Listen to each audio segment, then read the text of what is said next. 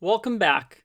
In this video, I want to talk about the box model in CSS. It's a very important concept and it's something that you might have been kind of curious in the back of your head about. And that is this image right here.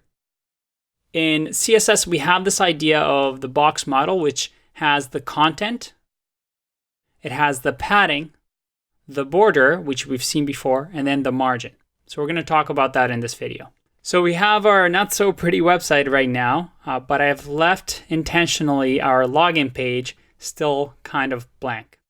And you see that there's no styles applied to it because if we go to the login page, I'm going to drag it over here. It's referencing style 2, which doesn't have much styles happening. To really emphasize this point, I wanted to just, instead of the lorem ipsum, I'm going to create a div.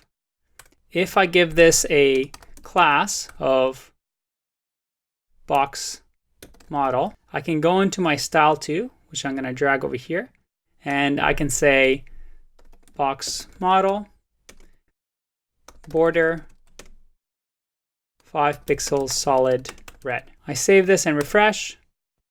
Okay, so we have our box model. Let's add something into this div. We have A.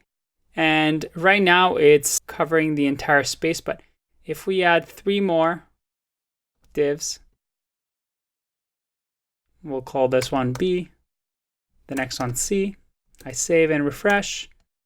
Okay, we have these, and if we wanted them all in one line, then you might remember that that was display inline block, and I save, refresh, and there we have it. Okay, let's talk about the box model here. Let's say we wanted more space inside of these for the letters. Well, in that case, we can use something like padding.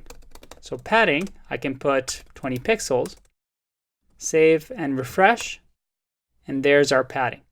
But let's say we wanted different padding so that the sides are wider than the top. In that case, we can do something like 5 pixels at the top, 20 pixels on the right side, 5 pixels at the bottom, and 20 pixels to the left. I refresh, and look at that.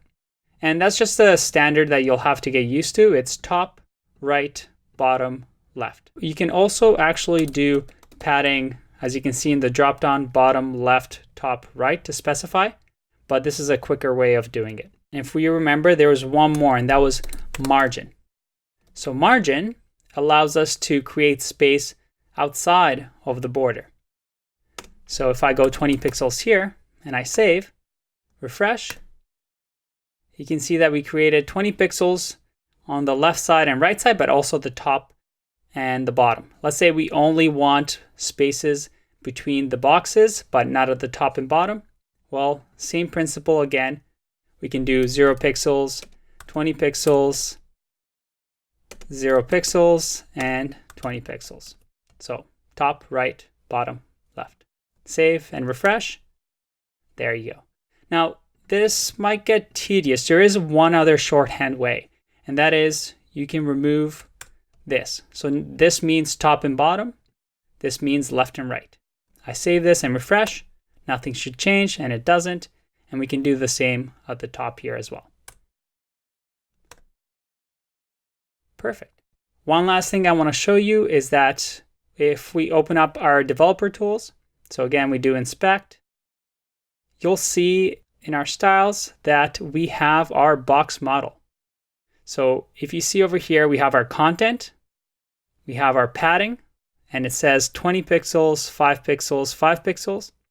We have our border, 5 pixels, 5 pixels, 5 pixels, 5 pixels, and then our margin. 0 with 20 on the side. So again, Chrome allows you to browse around and make sure that all these are properly done. The last thing you might ask is, what about this content? How can I change this? And that's very simple. You can do something like width. Let's do 33 pixels. Save and refresh. And also do height. Do 55 pixels. Save and refresh. And you'll see over here that in our box model, we now have the content with 33 pixels by 55 pixels.